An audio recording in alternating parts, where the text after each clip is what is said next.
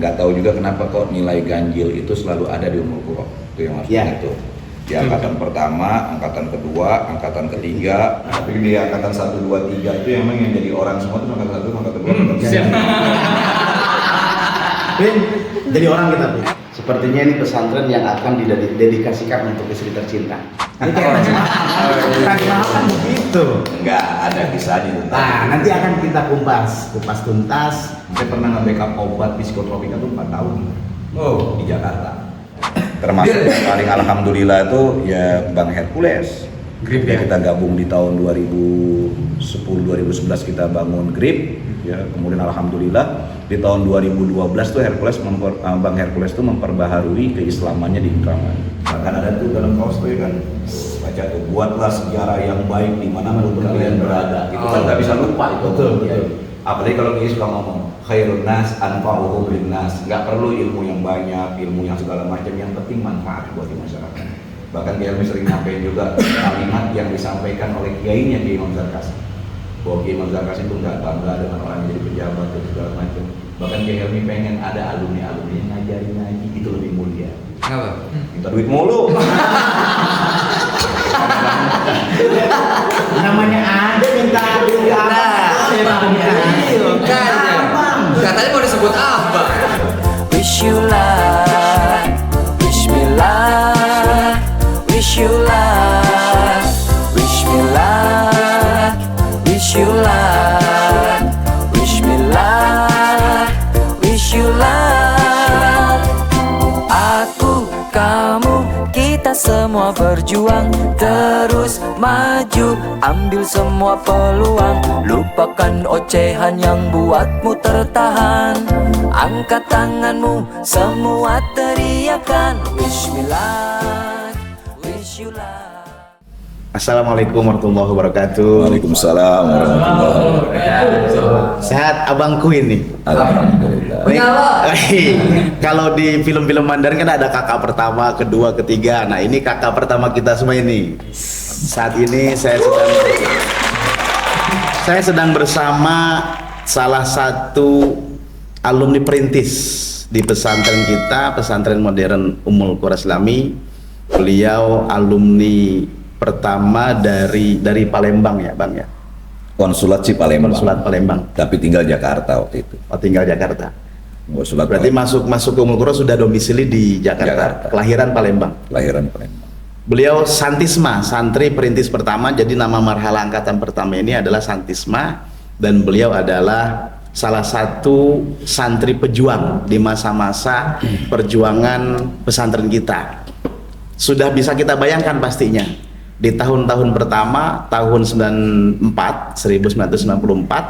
tahun pertama operasional lembaga, pastinya kita sudah bisa membayangkan bahwa kondisi saat itu belum banyak santri, artinya santri perintis ini belum memiliki kakak kelas.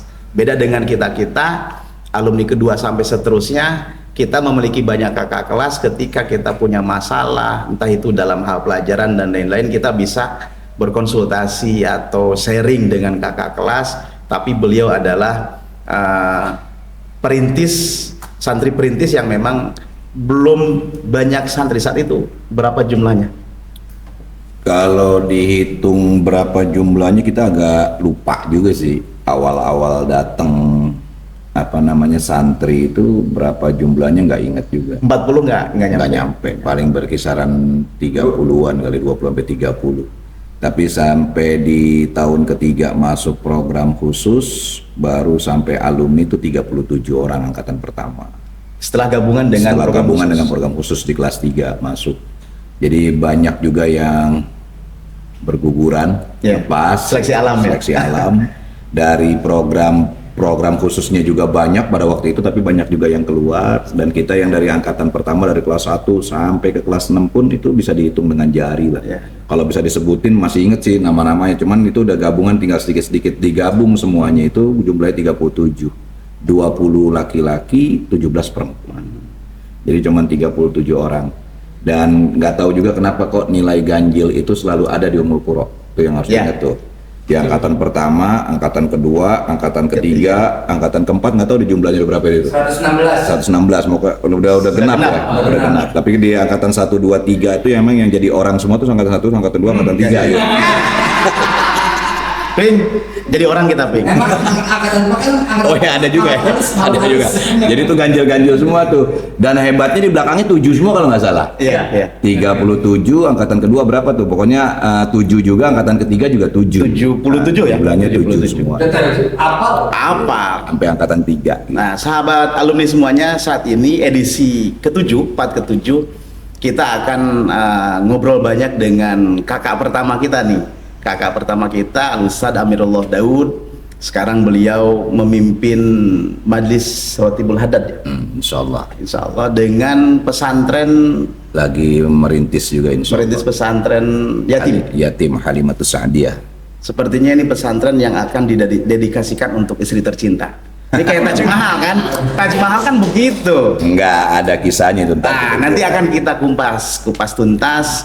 Yang jelas obrolan kita kali ini dengan beliau pastinya akan mengupas tuntas ketika beliau saat menjadi santri, lalu kemudian kiprah beliau di masyarakat selepas lulus dari Ummul Qura. Nah, saya manggilnya abang aja ya, Abang Kiai ya. Enggak lah, Abang. Kayaknya alumni nggak ada yang manggil saya Ustadz dan manggil saya Kiai, nggak ada. Lebih tetap familiar dengan udah panggilan abang abang ya? aja lah, dari dulu juga ada abang, sampai alumni keberapa pun usahain abang aja udah. Oke. Ya nggak Dan? Jadi jelas ya. Saya jadi adanya. Ya pokoknya abang. Bang Amir, di tahun 94 kan awal-awal merintis lembaga Ummul Qura. Edisi sebelumnya kita sudah mengundang narasumber Ustadz Nikmat Jauhari. Kita juga banyak bertanya ke beliau sejarah beliau. Merokok aja. Ya, silakan. Beliau memaparkan ya, menceritakan tentang sejarah perjuangan di saat-saat asatid masyayikh itu memang harus berjuang optimal. Karena memang Lu ngeliatnya ke kamera sini dong, jangan ke gua. kan dari tadi dari situ ngeliatnya kamera di situ. Udah lanjut lah. Kacau nih orang. Di awal-awal abang masuk nih tahun 94, masih inget nggak hari apa, tanggal berapa, bulan berapa, tahun berapa? Tahun pasti 94. Pastinya tahun 94. Hari ini masih ingat, hari Jumat tanggal 1 Juni tahun 1994. Masya Allah. Waktunya aja masih ingat, Waktunya? jam 8 pagi itu. Jam 8 pagi sudah masuk ke Ummul Qura dan kita cuma bertiga waktu itu. Apalagi kuat ya. Iyalah harus. Walaupun suka diri juga kalau Ustadz Maskur. Tapi intinya waktu itu cuma bertiga kita santri yang baru masuk awal. Sebenarnya pendaftaran sih udah ada beberapa orang, cuman kita kan nggak kenal, nggak tahu. Ya. Itu mungkin Dewan Guru yang tahu berapa jumlah pertama kali masuk. Tapi ketika masuk itu kita ada, saya saudara lah, 3 orang saudara, 1 Iqbal, kemudian almarhum ya, Ya, di Kalimantan, kemudian Abdul Hafiz dan Ana gitu, bertiga. Nah itu yang jadi pertama kali masuk. Jadi ketika masuk ke pesantren itu nggak ada sama sekali santri. Belum satu pun. Belum ada satupun. Hari Jumat itu pagi jam 8 kita masuk, kita orang pertama, 3 orang itu yang masuk ke pesantren itu, nginjekin pertama. Nah dari situ baru hari Jumat, siangnya itu kita sholat Jumat di Darul Rahman, Jambu. Waktu itu masih ada, karena kakaknya Abdul Hafiz ini kan waktu itu masih kelas 5 di Darul Rahman. Beliau yang bawa kita ke Ummul Qura, dan referensi juga dari Malik, namanya Malik. Kalau dipanggil sama angkatan 17 tuh Sule, tuh dikenal banget tuh. Bang, maaf. Jadi sholat Jumatnya Masih di, kita kan pas datang sholat Jumat di Darul Rahman, di Jambu gitu. Sholat Jumatnya di Jambu, kemudian habis sholat Jumat baru kembali lagi ke Ummul Qura. Nah ketika sampai di pondok tuh udah ada beberapa santri yang datang dari Lampung, dari Jakarta.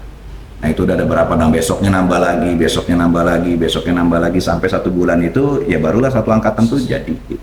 Pas abang nyampe ke Ummul Qura berarti langsung masuk ke pendaftaran itu? Langsung, ya pendaftaran itu sebelumnya. Awalnya sih Anda nggak bakal masuk ke Ummul Qura sebenarnya. Jadi pesantren yang kita udah lihat tuh beberapa pesantren, salah satu ya beberapa pesantren lah, ada pesantren yang lumayan bagus, nggak perlu saya sebutin. Waktu itu tuh uang mukanya tahun 94 itu 900.000. Tahun pesantren keren banget tahun 94, keren banget lah pesantren, nggak perlu saya sebutin, saya udah ngeliat, udah rapi, dan saya udah punya tiket pengen masuk di situ. Bisa. Nggak usah lah. Intinya udah pengen di situ lah, pengen masuk di pesantren itu, udah pengen mau udah niat bener masuk di situ. Tahu-tahu sehari sebelum keberangkatan menuju ke pesantren itu untuk pendaftaran datang Hafiz sama bapaknya. Abdul Hafiz ini datang dari Palembang, dia dari Ummul Qura, datang ke rumah untuk nginep di Jakarta. Nah sampai di rumah bapaknya ngomong mau masuk pesantren gak Mir, segala macam. Ya udah daftar, udah pengen daftar nih besok, ini udah siap-siap. Di mana? Di sana pesantrennya ini gitu, sebutin. Nah kemudian bapaknya Hafiz bilang kenapa nggak di Ummul Qura aja? Ini Hafiz juga dari Ummul Qura. Ummul Qura ini kiainya Kiai Helmi, beliau adalah direktur di Darul Rahman, tempat Malik, tempat yang sebutin lah segala macam. Akhirnya kata orang tua, ya udah coba Mir lihat dulu. Mana brosurnya, bawa nggak gitu? Dibawalah brosur, pas ngeliat uang mukanya 25.000. Itu udah ada brosur saat itu. Ada brosurnya, masih pakai kertas yang apa ya? HPS begitu. Hitam putih ya. Kuning, warnanya kuning. Oh. Masih inget kuning. Nah 25.000. Jadi jauh banget dari 900.000 ke 25.000. Ya pasti orang tua lebih milih 25.000 lah Mir. Ayo lah Mir ke sono gitu. Akhirnya kita ngelihat sebelum kita jadi mau daftar ke satu pesantren ini, udah tar dulu deh kita lihat dulu Ummul Qura. Maka dalam beberapa hari kita nengok ke Ummul Qura, sampai di sana kaget. Kenapa? Karena memang awalnya pesantren yang kita lihat luar biasa megah, satu kamar isi cuma 8 orang, pakai kasur tingkat gitu ya, makannya enak. Kita ketemu sama pesantren yang nggak ada pondoknya. Dan yang nemuin waktu itu langsung mudir. Beliau nggak pakai sendal gitu kan, kita ketemu assalamualaikum, ngelihat pesantren alang-alang semua gitu, cuman ada masjid dan rumah kiai. Dan saya juga nggak tahu ada satu gubuk yang ditaruh tempat-tempat material bangunan, itu ternyata rumah kiai awal gitu. Setelah kita tahu, terus ada bangunan buat santri, kemudian ada gubuk satu di samping empang dan kamar mandi 5 buat laki-laki. Nah kita nggak ngelihat ada pesantren yang luar biasa bagus lah. Nah pada saat itu yang ngelihat Ummul Qura, ngelihat kayak begitu, ya udah kita pulang. Tetap kita pengennya di pesantren yang bagus lah, nggak ada pengen di tempat yang jelek. Saya tetap pengen milih yang bagus, tetapi entah kenapa Allah kasih hidayah melalui mimpi. Saya bangun dari tidur tuh masih ingat mimpinya itu, ngebuka pintu itu kelihatan gunung. Itulah tempat yang cocok buat kamu gitu. Makanya anak bilang, oh kayaknya ini Ummul Qura nih, karena di tempat ini yang pesantren ini di Jakarta ini nggak ada gunung-gunungan. Maka udah positif, udah masuklah ke Ummul Qura. Nah masuk Ummul Qura ternyata sekarang baru kelihatan. Kalau dulu kan nggak kelihatan. Sekarang kalau naik dari atas pagi-pagi ngebuka pintu dan gunung kelihatan view. Nah memang pesantren ini jadi pilihan, ya udah masuk ke Ummul Qura. Walaupun biayanya cuma 25.000 waktu itu.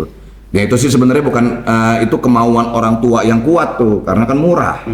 Murah, orang tua pengennya udah Ummul Qura gitu. Nah udah memang dapat mimpi juga seperti itu, maka masuk ke Ummul Qura. Nah itu sih sejarah kita bisa masuk ke Ummul Qura. Dan memang pertama kali itu nggak ada sama sekali bangunan yang bagus, nggak ada, cuman rumah kiai aja menurut saya dengan masjid yang permanen, yang lainnya nggak ada permanen. Termasuk kamar kita sebagai putra, itu kamarnya pakai triplek, pakai semen, dialas dengan karpet plastik. Satu, ada 2 ruangan, satu buat kamar putra, sebelahnya buat kelas putri. Sedangkan putrinya itu ditaruh di rumah kiai, di ruangan tengah yang sekarang itu jadi kamar putri. Nah di samping kamar putri itu ada koperasi dan baru kamar mandi buat perempuan. Itu aja bangunannya, nggak ada lagi yang lain. Ya pelan-pelan ya alhamdulillah. Kamar mandi bukannya buat buang air? Iya kamar mandi buat mandi. Kalau buat buang airnya juga di situ juga. Gitu Ustadz Andri. Apalnya kuat banget. Iya. Detail gitu. Cuma kan yang pernah saya dengar ini, abang kan udah lulus SMP. Iya. Harusnya ya kalau saya saat itu ya, kayaknya pasti mau lanjut ke SMA langsung dong. Tapi kok kenapa mau gitu? Lulus SMP 3 tahun malah ini lagi. Saya tinggal di Tanah Abang ya, kehidupannya keras. Jadi demen tawuran dulunya. Di SMP juga demen tawuran. Tapi saya punya ayah ya lumayan cukup tahu agama lah. Nah beliau ngomong, Mir, sebenarnya sih nggak mau masuk pesantren karena di keluarga saya cuma nggak ada yang masuk pesantren, tapi pendidikan agama di rumah tuh cukup baik lah. Kakak-kakak saya lumayan bagus tentang agama, tapi sayanya yang enggak. Karena dari kecil saya udah berusaha bagaimana hidup sendiri dan di jalanan.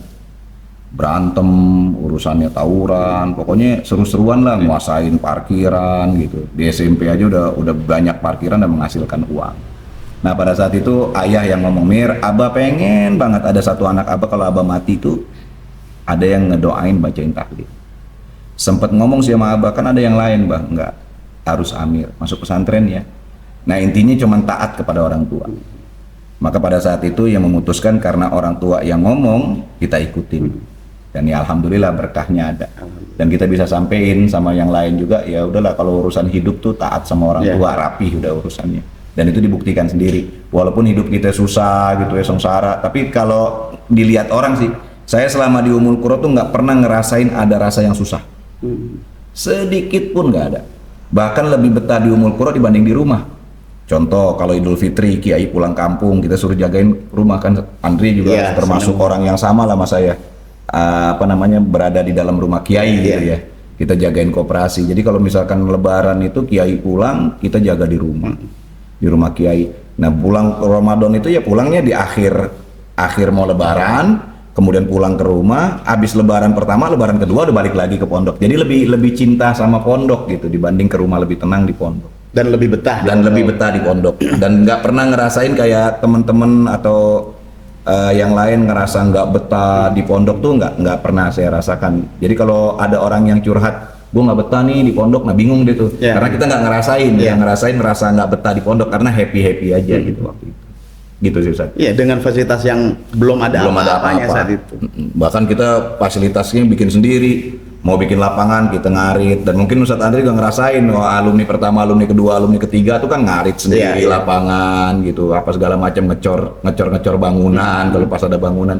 Yang ngerasain lah luar biasanya kita berjuang di pesantren. Tapi kegiatan sehari-hari santri Bang, kalau saya kan udah ada 2 kakak kelas, artinya pengurus sudah ada, kegiatan santri sudah jelas terprogram.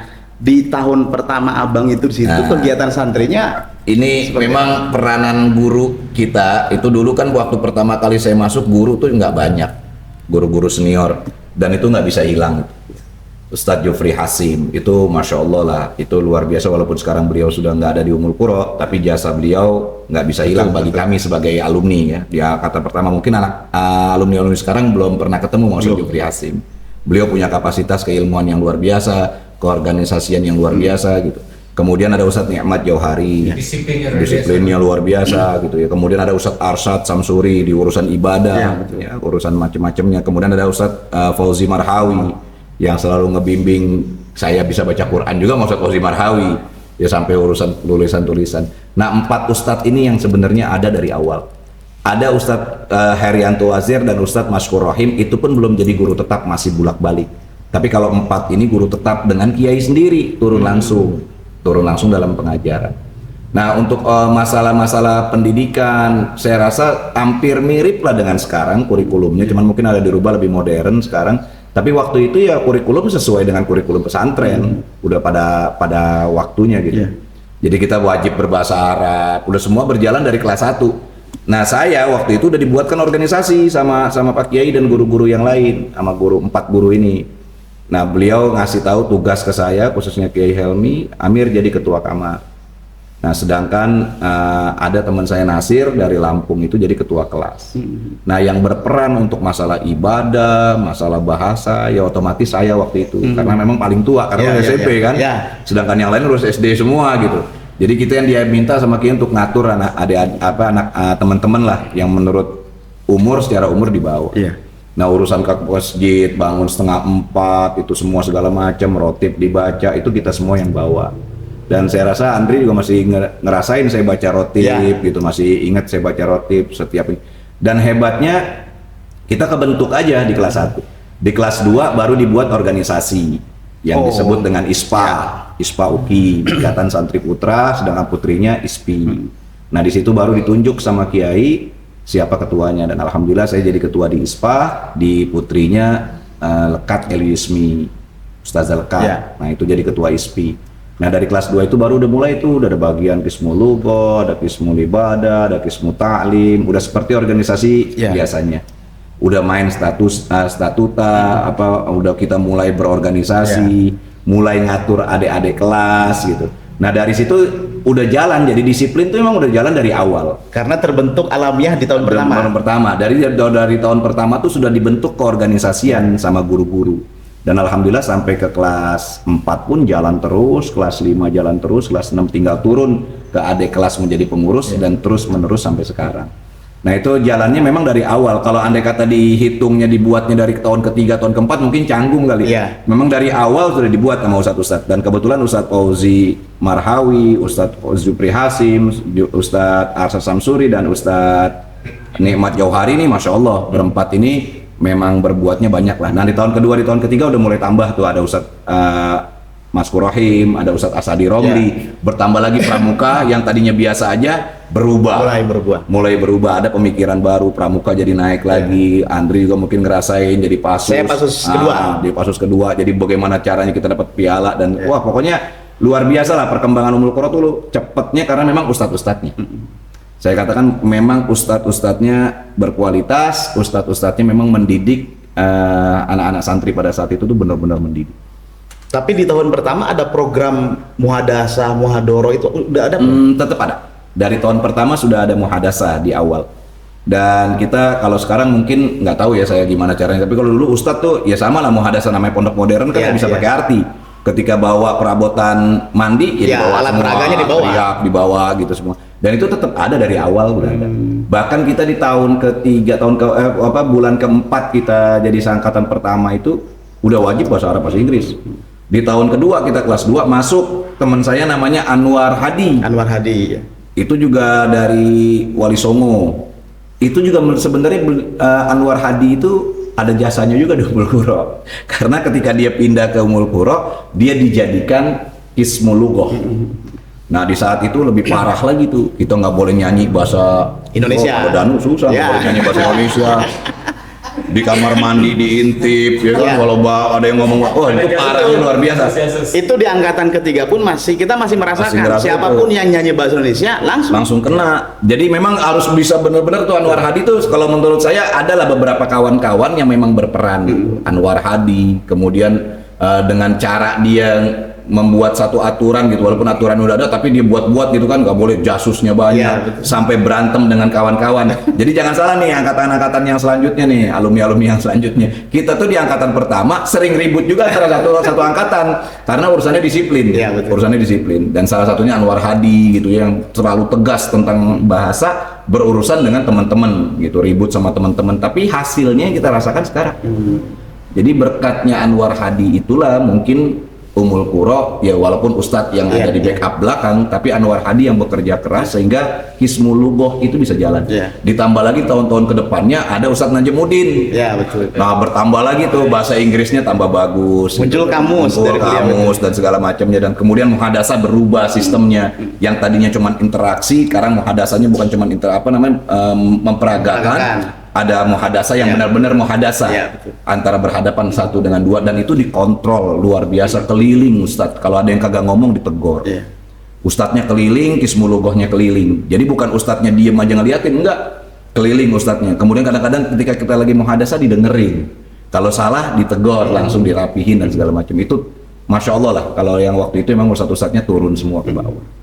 Ya mudah-mudahan sih ustadz-ustadz sekarang begitu juga kali di Ummul Qura ya. Insya Allah. Nah di awal-awal menjadi ketua ISPA nih, pastinya kan banyak arahan dari guru-guru masyaikh saat itu.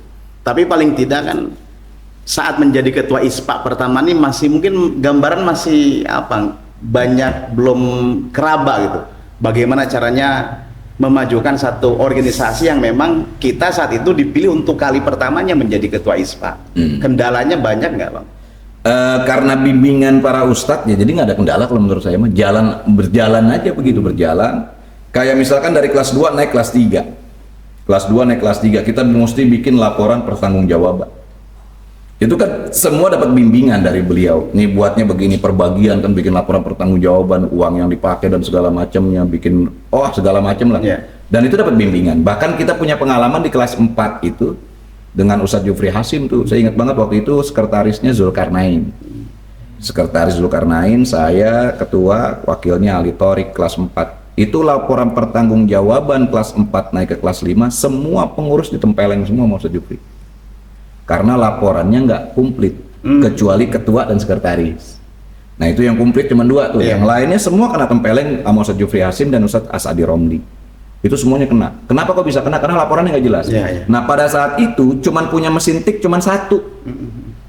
Dan instruksi dari MPO, kalau sekarang MPO ya. Dulu apa emang? Dulu nggak sama juga sih MPO juga sih, tapi Udah ada. namanya Istilah saya MPO udah lupa ada. ya, namanya apa ya?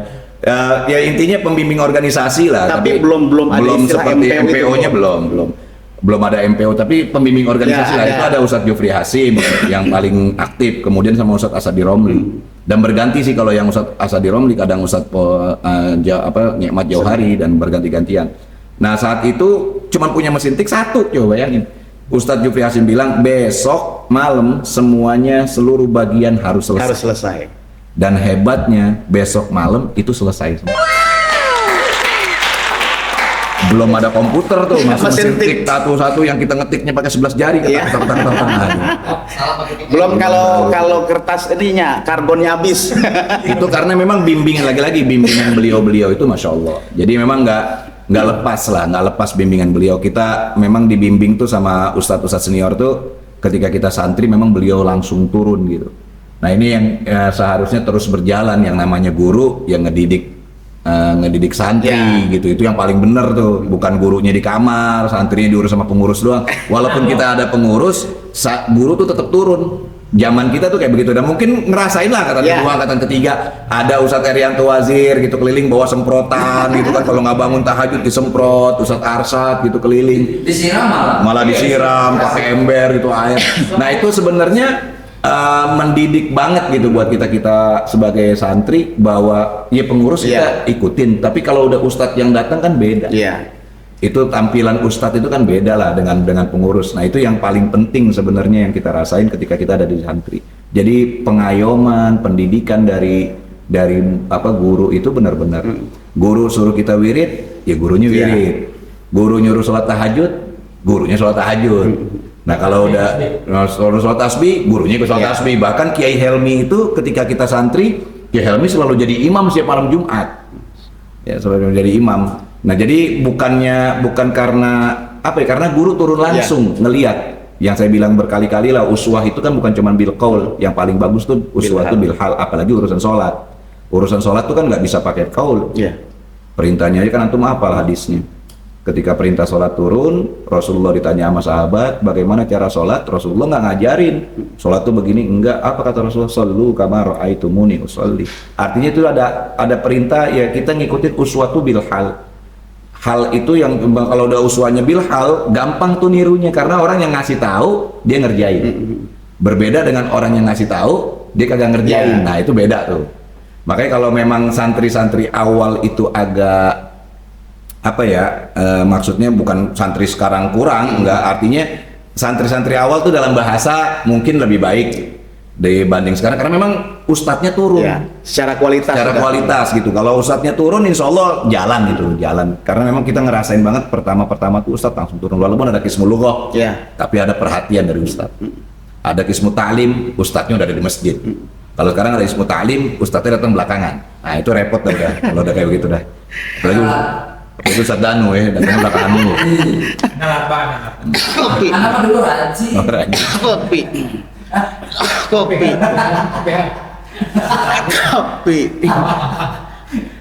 Lagian harus dikodein pakai kode.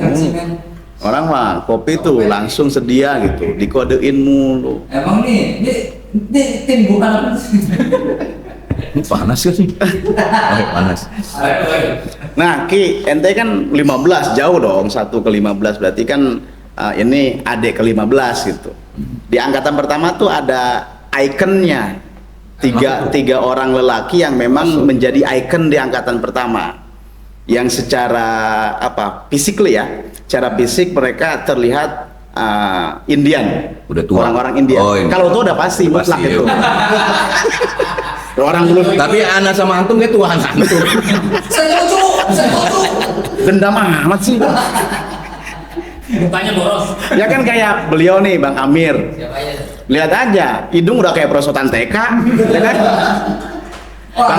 Bang Hafiz juga sama, almarhum Bang Iqbal. Ini 3 ikonik di angkatan pertama yang memang menjadi apa istilahnya Pembeda. public figure kan bagi adik-adik kelasnya.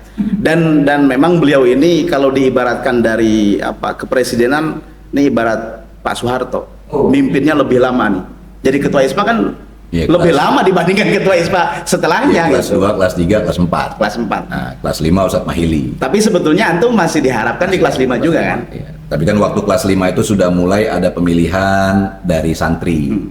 Nah, jadi kelas 5 itu udah mulai ada pemilihan, dan memang di awal-awal saya bilang tadi banyak masalah gitu. Banyak masalah, dan teman-teman saya ya, alhamdulillah sih yang bertentangan dengan saya juga banyak juga yang udah lumayan gitu, udah ada yang megang pesantren juga, ada yang bahkan bawa jamaah haji umroh juga. Pada saat itu memang disiplin tuh Masya Allah lah, ketika tiada menaati disiplin udah pasti nggak betah. Dan hampir rata-rata yang keluar itu yang tidak taat disiplin. Nah, yang taat disiplin tuh jumlahnya 37 orang tuh sampai akhir. Dan memang perjuangannya berat banget bagi teman-teman untuk ngejalanin selama 6 tahun, 4 tahun di pesantren itu dengan keadaan yang kayak begitu. Dan yang hebatnya itu kita bangga dengan Ummul Qura. Iya. Apalagi Ustadz Andri mungkin ngerasain lah ketika kita ada lomba, Iya. itu respect dari Kiai, Masya Allah gitu ya. Bagaimana respon Kiai ketika kita bawa piala, bahkan sampai ada kata-kata nggak boleh pulang kalau nggak bawa piala. Jadi kalau kita lomba di mana-mana bikin nama Ummul Qura tuh terkenal Iya. gitu kan. Kita ingat ASBI dulu. ASBI apa? ASBI, apresiasi seni budaya Islam. Bener ya, di Ya, Ibnu Khaldun. Ibnu Ya. Khaldun. Itu selalu dipegang oleh Darun Najah, Cipining. Ya, betul. Juara umumnya ketika kita masuk, kita yang pegang Ya, juara betul. umum. Itu gembiranya luar biasa itu, sampai kayak gimana. Bahkan mahasiswa-mahasiswa di Ibnu Khaldun bilang Ummul Qura tuh di mana gitu. Kita mau datang, pas datang dia kaget, kok gubuk semua pesantrennya gitu. Nah itu ngerubah image di kalangan di wilayah Bogor tuh kan Masya Allah. Bahkan kalau kita ngelihat lagi sejarah ke Kiai pun, Kiai dulu pun nggak ditengok sama pejabat-pejabat di daerah Kabupaten Bogor. Nah tapi setelah sekarang udah kayak begini, Masya Allah, karena memang perjuangan para ustadz dan santri pada saat itu sama. Bagaimana caranya biar bisa nih Ummul Qura berkembang dengan pesat. Iya, betul. Dan alhamdulillah kita setiap perlombaan selalu bawa. Kita ke Jambore, Ya. seru, lebih gila saya dibandingin ikut. Ya kan, yang ikut lombanya mau biasa-biasa lebih gila saya, yang Iya. suara hilang saya gitu. Jadi kita emang semangatnya luar biasa saat itu gitu. Bagaimana caranya ngembangin Ummul Qura, dan bangga banget kita nama Ummul Qura. Walaupun ketika orang nanya Ummul Qura di mana, kita kasih tahu di Lewiliang. Kalau ngelihat kaget, ih pesantrennya kayak begini gitu. Tapi bangganya udah luar biasa. Apalagi sekarang. Ya ngelihat alumni-alumni yang udah banyak berkiprah di masyarakat tuh semakin bangga. Dan selalu ingat aja gitu nih, alumni juga nih, pesan buat alumni sedikit, selalu ingat aja omongan Kiai, ayo di pundakmu ini ada Ummul Qura, di pundakmu ini ada nama pondok, jadi jaga nama baik pondok dimanapun kita berdiri. Bahkan ada tuh dalam kaos tuh kan, baca tuh, buatlah sejarah yang baik dimanapun kalian berada. Itu kan nggak bisa lupa itu omongan Kiai. Betul. Apalagi kalau Kiai suka ngomong khairun nas anfa'uhum linnas, nggak perlu ilmu yang banyak, ilmu yang segala macam, yang penting manfaat buat di masyarakat. Bahkan Kiai Helmi sering nyampein juga kalimat yang disampaikan oleh kiainya, Kiai Imam Zarkasi, bahwa Kiai Imam Zarkasi itu nggak bangga dengan orang yang jadi pejabat, jadi segala macam. Bahkan Kiai Helmi pengen ada alumni-alumni yang ngajarin ngaji, itu lebih mulia. Nah itu kan sering disampaikan Ya, sama betul. Kiai, jadi motivasi juga buat kita agar kita bisa manfaat di masyarakat. Dan alhamdulillah sekarang alumni banyak yang berperan gitu. Terutama ya alumni-alumni yang awal-awal itu, yang ngerasain susahnya, Iya. itu bener-bener bangga lah ngelihat alumni-alumni sekarang yang udah mulai berperan banyak. Kita juga ngelihat kemarin ada yang di Kedubes, siapa? Di Kedubes Mesir itu saya ketemu. Aduh, angkatan keberapa ya? 13. Angkatan 13. Siapa namanya? Dokter yang pernah di Kedubes Indonesia di Mesir. Sekarang udah kembali. Yang di Denmark ada juga. Di Denmark ada. Lupa itu siapa sih namanya? Oh, Dokter Rizaldi. Nah, Dokter Rizaldi. iya. Ketika Angkatan 6. ketika angkatan ke-6 ya, saya ketika kerja ke Mesir, beliau sempat nyamperin gitu. Jadi, dan beliau ada di kedutaan Indonesia mewakili, dan itu alumni Ummul Qura, kan bangganya Bangga, luar biasa. betul. Nah, kecuali saya ngumpet ketika ada di Madinah. Kalau ada alumni Madinah, alumni Ummul Qura yang kuliah Madinah, saya ngumpet tuh. Kenapa? Minta duit mulu. Ya, agak ngumpet dah. Ya, namanya Ade minta duit ke abang, saya kagak dikasih. Abang. Katanya mau disebut apa? Iya. Jadi setiap kita datang dia tahu aja lagi gitu. Ya tapi kita bangga lah, mereka udah berkiprah lah di mana-mana, ya itu bersyukur lah banyak alumni. Walaupun kita nggak kenal gitu, kita nggak Iya. kenal, dia datang, Ustaz saya alumni alumni keberapa gitu Ummul Qura. Oh iya. Udah mau pulang masih kagak pulang-pulang juga. Oh. Kan misinya belum berhasil, belum keluar dari kantongnya, belum pulang itu. Gitu. Tapi memang itulah suksesnya menjadi abang untuk adik-adik kelasnya. Berarti abang lulus di Ummul Qura tahun 2000, persis 2000. Tahun ya? 2000. Wisuda di masjid dong. Wisuda di masjid dan itu wisuda nggak bisa di MC. Siapa tuh orangnya kecil sih. Iya. Alhamdulillah masih ingat. Kecil dan bau. Hidup lagi. Nah setelah lulus bang, setelah 2000 itu abang ngabdi di Ummul Qura. Ngabdi di Ummul Qura 1 tahun. Angkatan pertama tuh yang ngabdi nggak banyak. Cuman saya dari lakinya putranya itu saya, Hafiz dengan Zaki Mubarak Mahili. Kemudian putrinya ada Halimatus Sa'diyah. Siapa tuh? Mantan pacar. Istri. Kemudian ada Lekat Eliusmi, kemudian Siti Aminah, terus Betty Nurbaiti, Fitria. Jadi kalau yang di luar lumayan ya, Iqbal, Azhar itu di Kalimantan sampai beliau nikah dan meninggal di Kalimantan. Kalau Azhar, insya Allah panjang umur lah Azhar. Kelihatan sih dari wajahnya bisa nyampe 202 di umur itu. Yang lain ngabdi tempat-tempat lain lah banyak. Ada Jamroni ngabdi di apa namanya? Enggak, bukan di Tangerang, di tempatnya Darul Mughni, Cilengsi. Darul Mughni. Ada Jamroni. Karena di Lato mau beliau. Ada Jamroni, ada Dede Linawati, itu ada di sana. Tapi kalau yang lainnya banyakan yang kuliah. Ngambil ada di IAIN. Nah, saya tahun 2000 ngajar, masuk IAIN tuh 2021. Baru kita ngajuin untuk kuliah. Saya, Ridwan Shah, Fauzan, Zaki Mubarak, Hafiz, termasuk angkatan kedua yang tadinya awalnya angkatan pertama, Abdullah Humaini.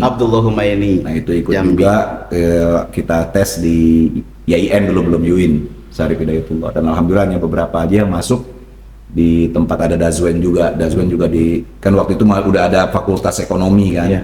Ada Ridwan di sana, ada terus kemudian Zaki ngambil di Fakultas Syariah gitu. Nah, saya sendiri di Fakultas Adab, ngambil sastra Inggris. Cuman nggak betah juga di IAIN, bukan nggak betah sih.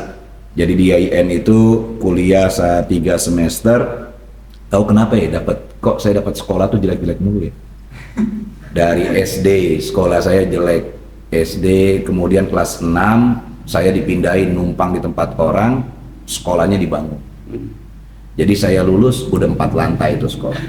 Masuklah SMP itu jelek. Saya kelas 3 pindah lagi ke tempat lain. Fungsi SMP-nya dibangun. Saya lulus tuh bagus. Masuk Ummul Qura jelek juga. Ya. Saya lulus jadi bagus. Masuk IAIN, jelek banget. Sekarang saya keluar dari IAIN, atau bangunannya bagus gitu. Atau emang rezekinya begitu kali ya, dapat tempat-tempat jelek dulu. Tapi qadarullah. Tapi emang pengalamannya begitu, dia emang harus menerima aja. Nah di IAIN 1,5 tahun, 3 semester ngambil sastra Inggris, tahu-tahu ada salah satu dosen yang memang satu organisasi sama saya. Jadi saya tuh dulu sering banget ikut sama organisasi dan alhamdulillah Kiai ngebebasin. Jadi walaupun ada organisasi di dalam saya pegang ketua ISPA, tapi Kiai mencoba untuk membiarkan saya ikut di organisasi luar. Contohnya di IPNU, kemudian di di Ittihadul Mubalighin. Jadi kita dulu tuh waktu santri kelas 4 udah keliling ceramah tuh. Memang ada program ke kampung-kampung, termasuk ke kampung mertuanya beliau tuh. Apa sih masjid Sukamana?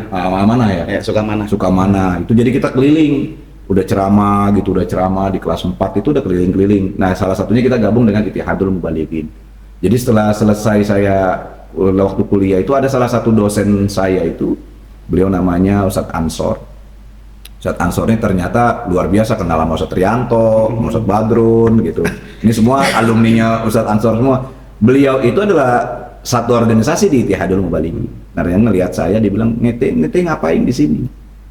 Ngambil sastra Inggris, nanti fakultas dakwah mestinya." Anda bilang Anda mesti pindah ke fakultas dakwah. Ya, bukan, pindahnya jangan di sini, pindahnya di Al-Aqidah. Saya ingat Ustadz Trianto alumni Al-Aqidah, Ustadz Badrun alumni Al-Aqidah. Saya tanya sama beliau, ya udah masuk Al-Aqidah aja. Dan alhamdulillah 1 tahun selesai S1. Jadi dari 3 semester pindah ke Al-Aqidah, 1 tahun selesai S1 ngambil dakwah komunikasi penyiaran Islam. Nah jadi di situ udah bergeraknya di organisasi aja di luar. Terus aja organisasi-organisasi, senang banget sama organisasi, bahkan sama urusan partai saya senang banget dulu sama politik. Bahkan pernah nyalek 2004 kan di Luwiliang gitu, di PNU ketika Kiai Sukron Makmun buka partai. Ganggu aja tuh makin aja. Nah ketika Kiai Sukron Makmun buka partai, kita gabung sama Kiai Sukron, dan Kiai Sukron kan ketua Ittihadul Mubalighin kan. Nah ketika pengurus Ittihadul Mubalighin harus gabung sama partai, kita semua gabung sama partai. Walaupun pernah jadi caleg nggak jadi juga sih dulu. Mau gimana lagi? Tapi bagian dari Tapi ada pengalaman. Ada pengalaman. Iya Pak, nggak jadi tahu. Tim sukses Bang. Iya benar, ada tim sukses, dan Kiai Helmi pun tim sukses. Tapi memang beliau kan ya banyak lah pengalaman pelaku bisnis juga sejak menjadi santri, memang sudah banyak membisniskan. Bukan berbisnis loh. Kamus-kamus dan lain-lain, pelaku bisnis beliau. Kemudian juga beliau sempat berpolitik, nyalek di tahun 2004, penceramah juga, saat ini memimpin Majelis Taklim Rotibul Haddad. Insya Allah pesantren beliau akan berdiri dan berkembang pesat seperti layaknya pesantren Ummul Qura. Nah mulai kiprah di masyarakat tuh persisnya tahun berapa Pak? Kalau kiprah untuk mencoba apa yang disampaikan oleh Kiai itu nggak bisa lupa tuh, tetap harus bisa bermanfaat.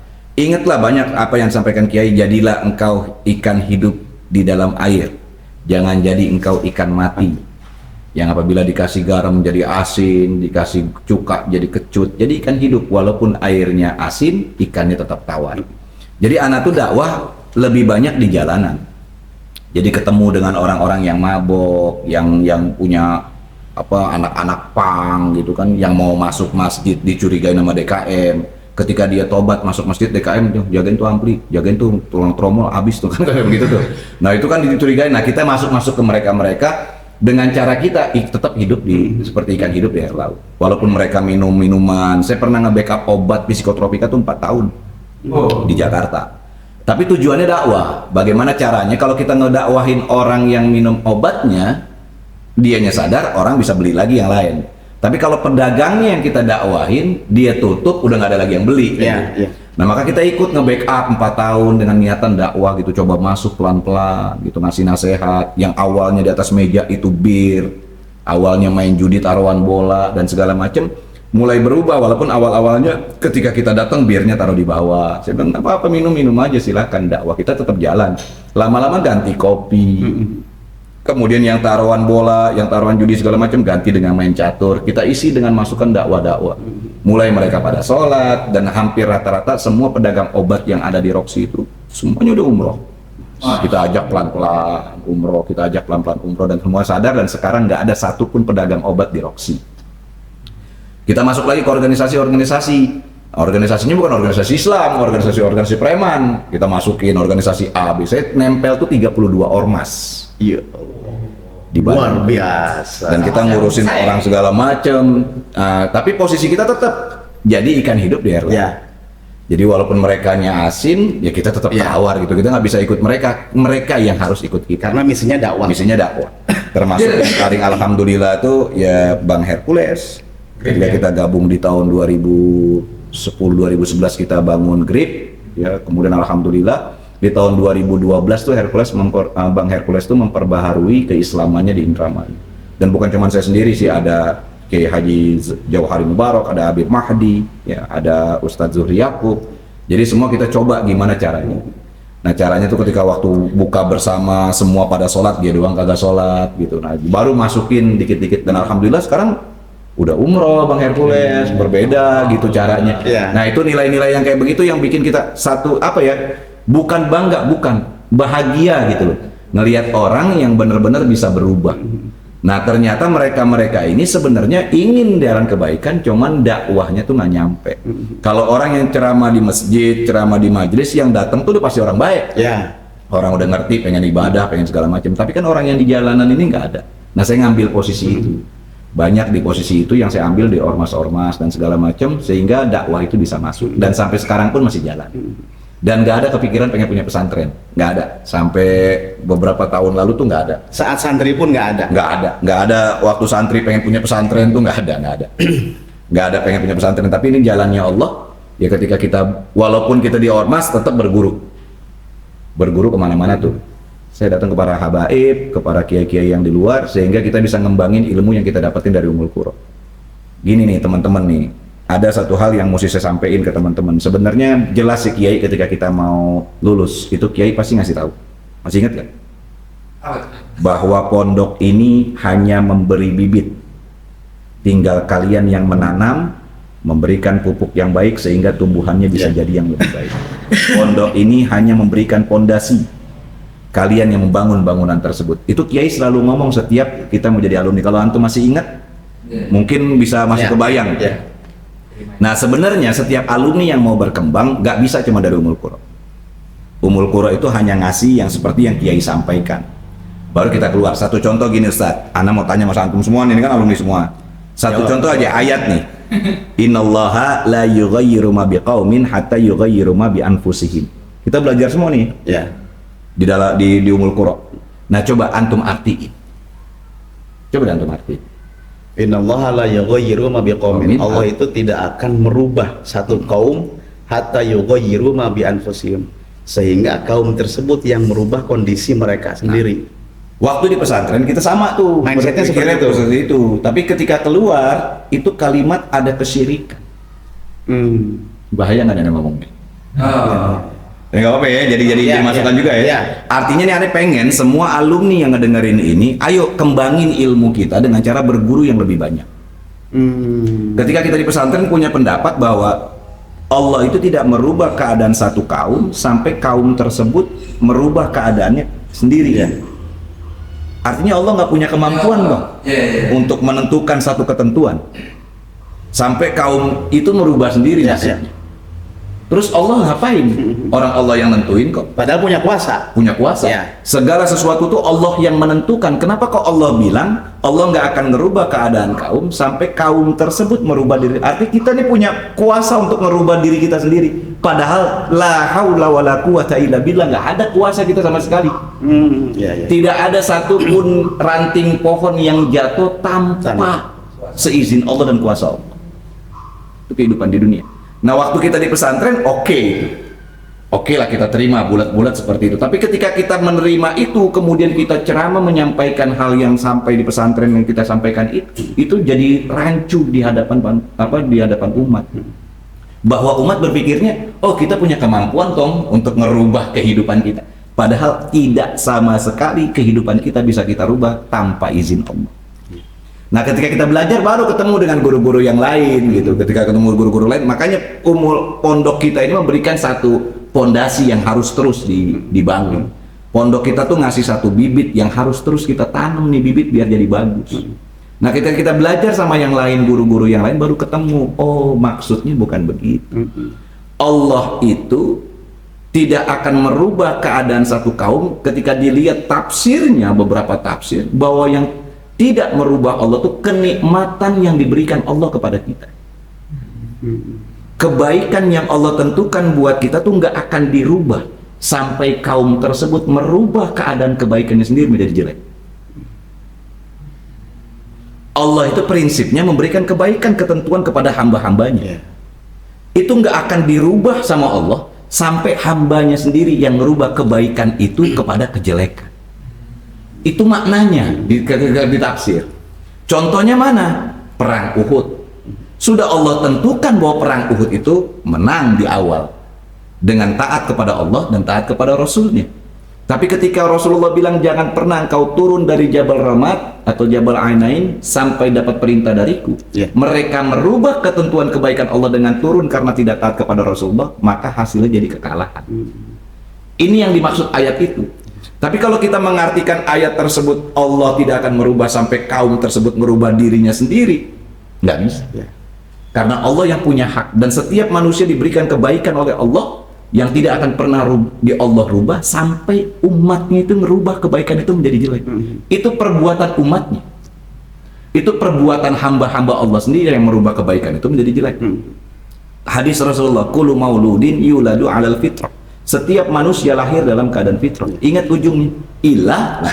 Kecuali bapaknya, ya, yang menjadikan dia Yahudi, yang menjadikan dia Majusi, yang menjadikan dia Nasrani. Jadi Allah sesungguhnya nyiptain semua manusia yang lahir ke muka bumi ini dalam keadaan fitrah. Ya. Tapi dirubah oleh umatnya sendiri, oleh bapaknya, oleh kedua orang tuanya untuk menjadi Majusi, untuk menjadi Nasrani, untuk menjadi Yahudi. Ini penjelasan ayat. Nah ini kita nggak dapetin di Ummul Qura. Ya. Nah ini yang maksud saya nih, alumni atau siapapun yang kita mondok di Ummul Qura, ketika keluar kembangin ilmu kita sehingga kita dapat guru-guru yang baru, sehingga kita mengerti apa sebenarnya yang kita dapetin dari Ummul Qura. Selama ini di benak kita, ya kita harus berusaha. Karena setiap sesuatu kalau kita nggak berusaha, kita nggak bisa merubah diri kita dari miskin jadi kaya. Nggak penting itu kan, sebenarnya nggak penting. Orang miskin ngerubah jadi kaya, kita nggak bakalan bisa. Karena itu hak Allah yang menjadikan orang miskin, dan hak Allah juga yang menjadikan orang kaya. Prerogatif. Mau kerja capek segimanapun, dia kalau kita bicara miskin dan kaya, orang yang paling banyak duitnya mestinya bukan kita-kita. Kuli yang kerjanya dari pagi sampai malam. Tapi kan kagak kaya-kaya juga. Segitu-segitu aja. Justru ada orang yang duduk doang bisa kaya. Ada Herman. Ada Herman, ya kan? Duduk doang ke Mekah melulu kan gitu. Itu kan luar biasa. Nah ini maksudnya gini. Jadi ada ilmu-ilmu yang mestinya memang kita terus kembangkan. Kalau cuman diem stuck setelah itu, kita nggak bakal ketemu. Jadi kita mesti belajar lagi, ketemu lagi dengan guru-guru yang lain, memperbanyak meluaskan pandangan kita tentang agama, sehingga kita bisa jadi moderat, bisa jadi benar-benar bisa ngerti gitu. Oh ini memandang orang tidak hina, tidak bisa memandang seseorang wah ini bersalah masuk neraka, enggak lah, dikit-dikit bid'ah. Itu kan kacau loh. Makanya kalau dia ilmunya terus banyak guru, insya Allah rapi. Gitu Ustaz Andri dalam bertanasi. Masya Allah, luar biasa. Artinya kan Oh, memang butuh banyak sanad keilmuan, termasuk sanad keguruan juga. Bener. Yang sehingga pola pikir kita akan semakin terbuka secara dan jadi keilmuan. lengkap. Lengkap, betul. Ya betul. Ayo. Nah,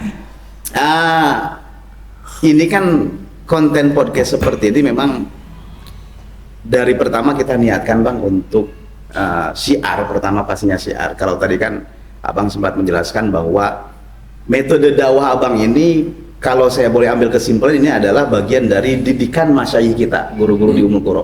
Karena dakwah mereka adalah bilhal, termasuk antum, kiprah antum di masyarakat, dakwah bilhal yang disampaikan tadi panjang lebar. Kita juga sama seperti memiliki syiar dengan maksud kita ingin mengekspos alumni-alumni yang memang sudah banyak kiprahnya di masyarakat, sehingga nanti secara luas alumni itu, bahkan adik-adik kelas yang calon alumni pun mereka tahu secara keseluruhan. Jelasinnya lama banget nanya gitu. Ya makanya harus bisa nangkep nih. Oh iya benar-benar. Kan antum pernah nyalek walaupun nggak jadi. Harus bisa nangkep. Ini waktu dulu diwawancara nyalek bagaimana sih? terus jadi lupa itu. Dia lupa apa yang disampaikan tadi barusan. Pokoknya kalau berantem kita nggak usah misalnya. No, dari awal gua udah narasumbernya begini, ngeblank masih banyak bener. Lakopnya apa lakopnya? Artinya kan IKAPMI kita butuh memang banyak peranan-peranan penting dari kakak-kakak kelas kita, termasuk antum sendiri. Bisalah disampaikan ke teman-teman alumni. Artinya semua teman-teman alumni yang memang berkiprah di masyarakat ini, kami mewakili keseluruhan meminta nasihat dari Abang. Kalau nggak dikasih ya saya minta kebuli lagi nih.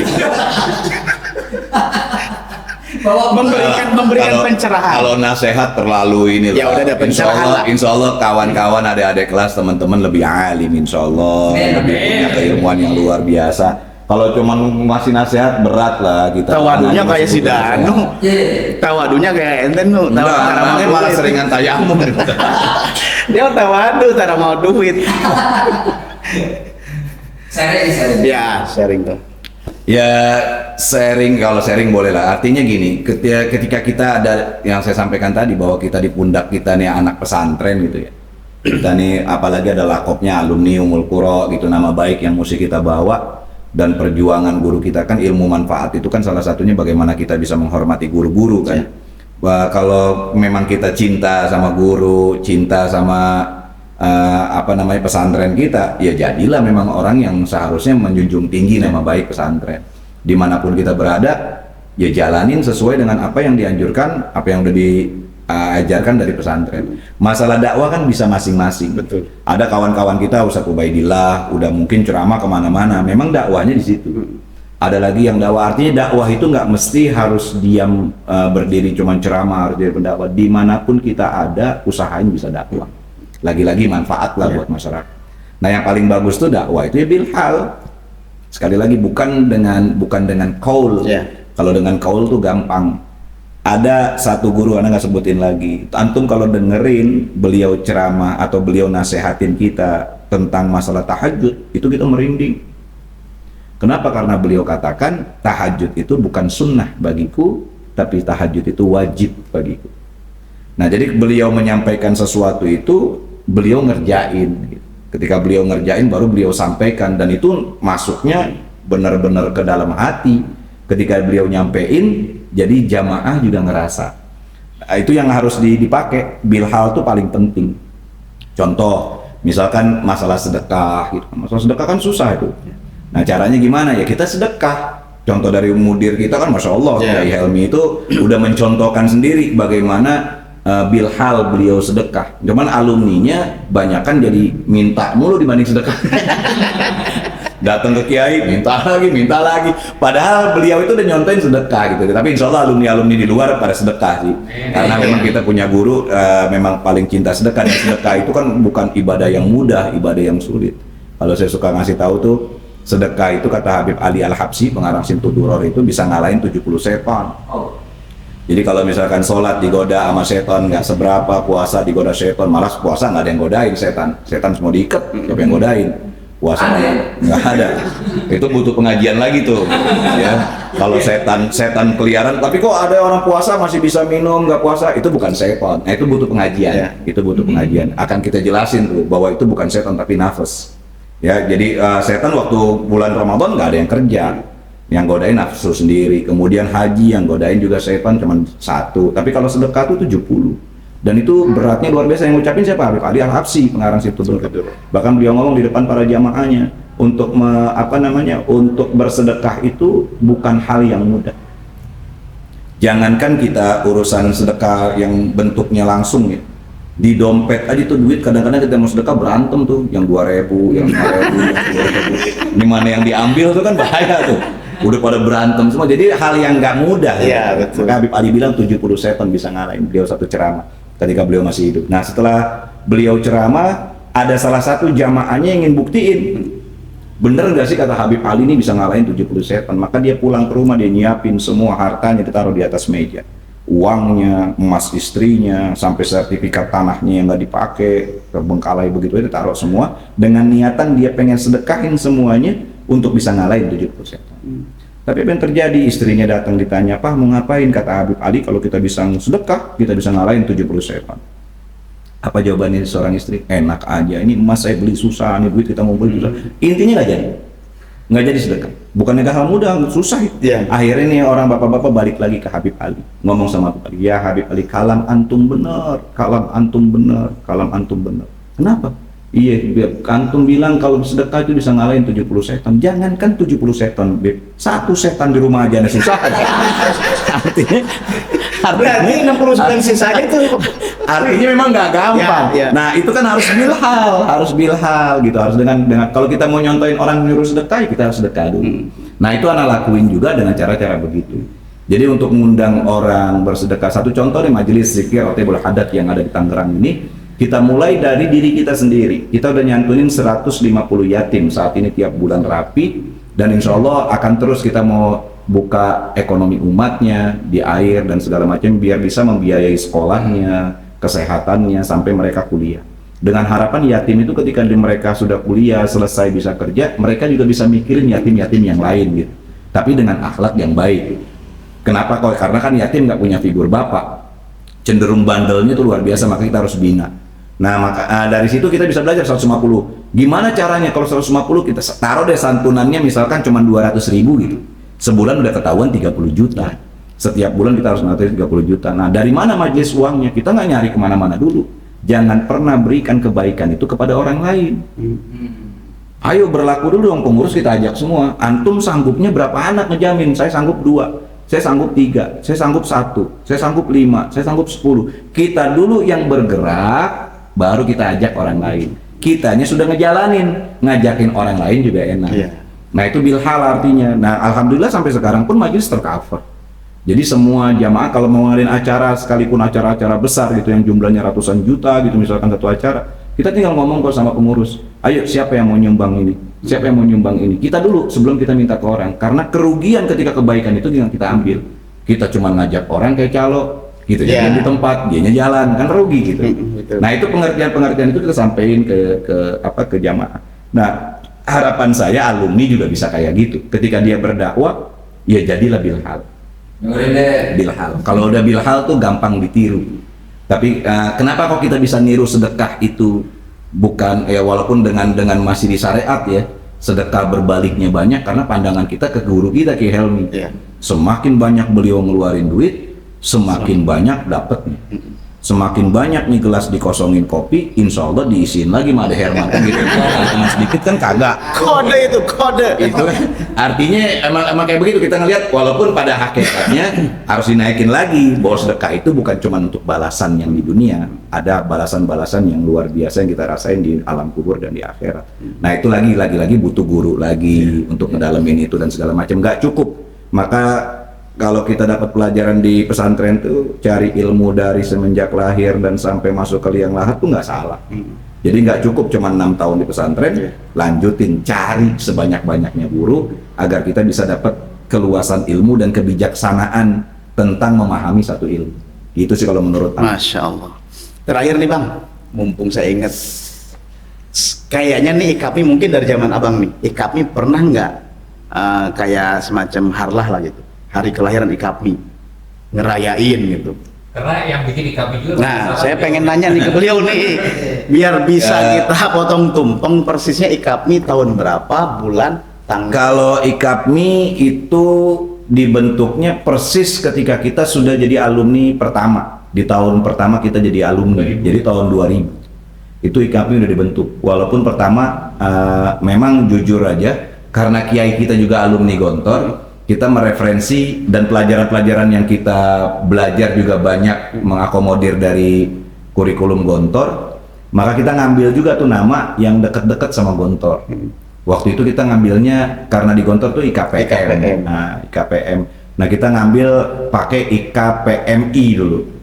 Nah, kebetulan kita ada beberapa kawan-kawan angkatan pertama tuh ngumpul, kita coba rumusin namanya apa gitu. Memang usulan IKPMI itu saya, walaupun kagak nyambung sama artinya, gitu. Tapi setidaknya ada nyangkut-nyangkut dikit lah gitu. Nambahin satu Satu huruf, ya iya sama M-nya umul kuro, M-nya doang gitu kan. Kan IKPM udah ada, nggak ada A-nya ya? Nggak ada U, nggak ada apa Pak, M-nya doang, umul kuronya itu diambil M-nya aja gitu. Jadi ketika kiai nanya pun, ini apa ini IKPMI? Saya sebutin artinya. Kata kiai kok kagak nyambung ya. Yang penting ada huruf-hurufnya lah kiai gitu. Kita ngambil barokahnya lagi-lagi tabaruk bilis dengan Gontor gitu IKPM. Ya udah pakai IKPMI. Kata kiai susah nyebutinnya IKPMI, sebutnya IKAPMI aja. Oh ya udah. Maka dari kiai sebutan IKAPMI sampai sekarang disebutnya IKAPMI. Bang, saya baru tahu Bang. Tapi sebenarnya Dari kiai yang nyebut IKAPMI-nya. Nah, Penamaan dari beliau. Namanya kita yang ngajuin waktu itu. Dan kita punya mudir tuh Masya Allah, orang beliau itu yang menerima usulan dari dulu tuh menerima usulannya, apapun yang bentuknya baik beliau tetap bakal nerima. Nah kita bentuk, nah kebetulan saya sendiri ketuanya waktu itu 1 tahun atau 2 tahun ya, waktu itu kan belum ada aturan yang ya kayak ART belum ada lah, kita belum bentuk. Nah statuta itu dibentuknya di tahun kedua lah, di tahun kedua baru ada statuta, baru pemilihan ketua yang dipilih tuh Ustadz Asep Umar, yang keduanya, yang ketiganya Ustadz Saiful Falah, terus berlanjut sampai sekarang. Walaupun IKAPMI sampai sekarang masih terseok-seok, ya terus aja berjuang lah, mudah-mudahan. Nah ini juga buat alumni yang lain, ayo deh gimana caranya nih, pikirin IKAPMI ini bisa maju gitu, IKAPMI ini bisa bersatu, Siap. IKAPMI ini bisa berkiprah gitu. Seperti halnya ikatan-ikatan alumni yang lain. Prinsipnya kita yang ada di atas, maksudnya di atas nih yang lebih tua gitu, yang lebih duluan, kita pasti dukung. Kita pasti dukung, kita pasti apa. Kalau diajak bicara pasti kita ngobrol gimana caranya nih IKAPMI bisa jalan. Apalagi sekarang antum ketua. posisinya tanggal berapa? Oh kalau tanggalnya Anda lupa nih. Makanya sampai sekarang pun belum ada belum ada milad ikapmi itu Belum kita ada, tentuinnya belum ngerti Tapi kapan. bulan Tapi kalau bulannya saya rasa sekitar Juli ada nggak? setelah lulus tuh sekitar 4 bulanan setelah lulus lah. Lulus tahun. Tahun 2000 bulan Juni, 4 bulanan setelah lulus itu, walaupun sebelum lulus kita udah bikin coret-coretan. Jadi sebelum lulus tuh kita udah mikirin nama alumni itu apa gitu. Jadi udah sebelum lulus tuh udah dipikirin, tapi kebentuknya itu 4 bulan setelah lulus. Setelah lulus kalau nggak salah sih 4 bulanan lah. Oktoberan lah ya. 4 bulanan tuh udah tercetus ikapmi dan dilantik kepengurusannya sama kiai.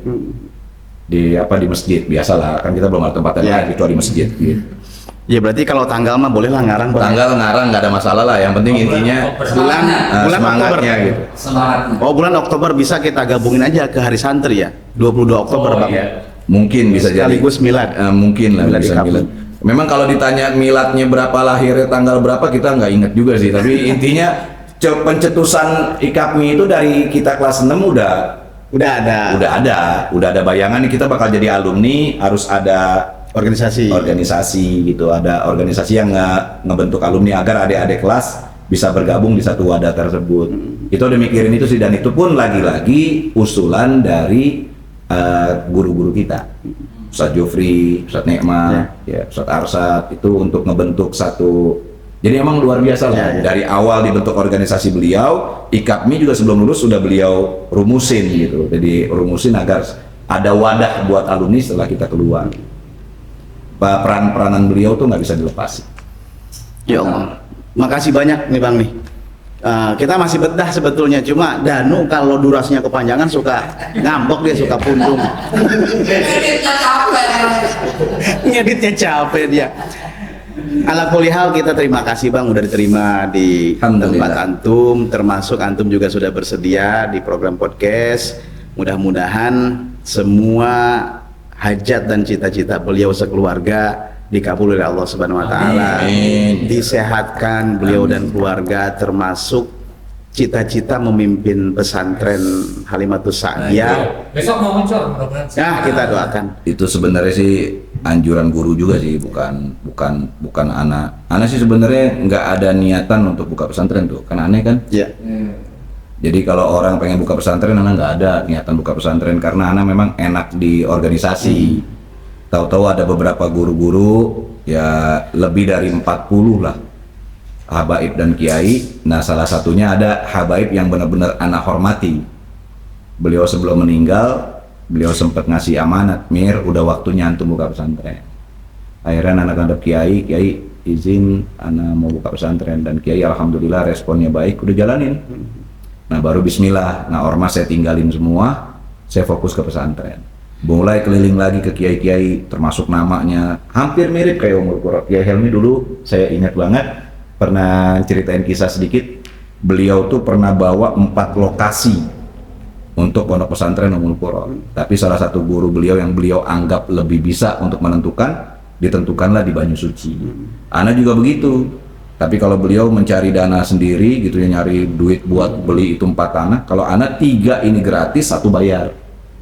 Anak bawa juga 4 ke salah satu guru ini, kemudian beliau bilang pilihnya yang bayar, yang 3 gratis yang bayar, suruh bayar.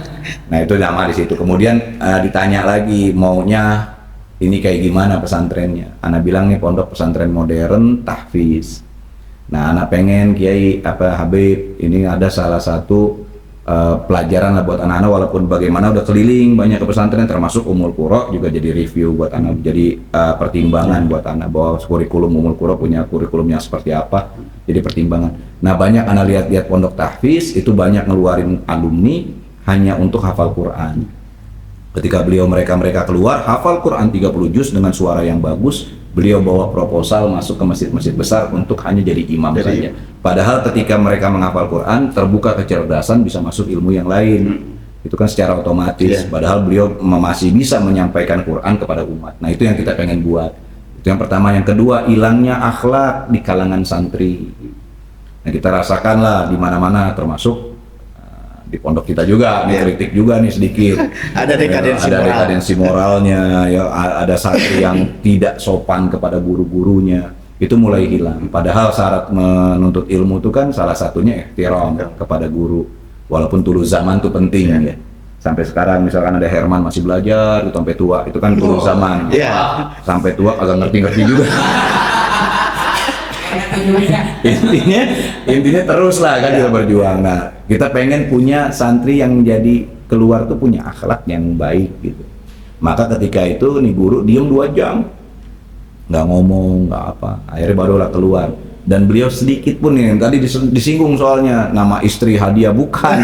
Beliau tuh nggak kenal nama istri. Oh gitu. Tapi beliau keluarlah kalimat namain pesantren ini Halimatus Sa'diyah Nur Insan.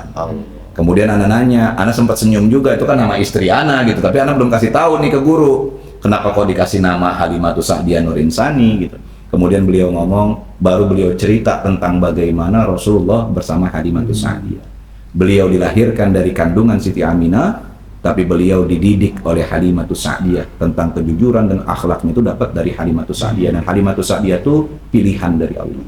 Nah kemudian beliau angkat tangan beliau, insya Allah khair min hadzal ma'had akhlaqul karimah kulluhu. Amin. Nah jadi anak namanya Halimatus Sa'diyah Nur Insani bukan karena istri anak. Antum repot kalau antum bernamakan pesantren dari Yayu istri. dong. Jadi Yayu, pesantren Yayu kan gak kayak. Kalau kagak pokoknya bukan itu Yunita. Pesantren apa? Pesantren Yunita. Jadi bukan karena istri tapi memang karena arahan dari guru. Gitu sih. Masya Allah. Mantap. Mantap. Alhamdulillah, makasih banyak segalanya atas ilmu pengalaman yang udah di-share ke kita. Terima kasih Bang, kebulinya mau dibawa nggak?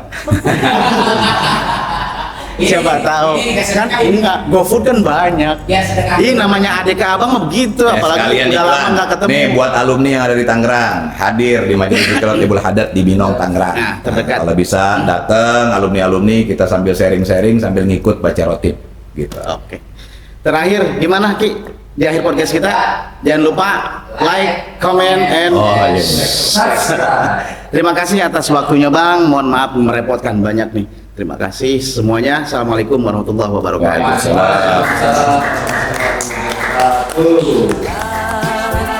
Wish you luck, wish me luck, wish you luck.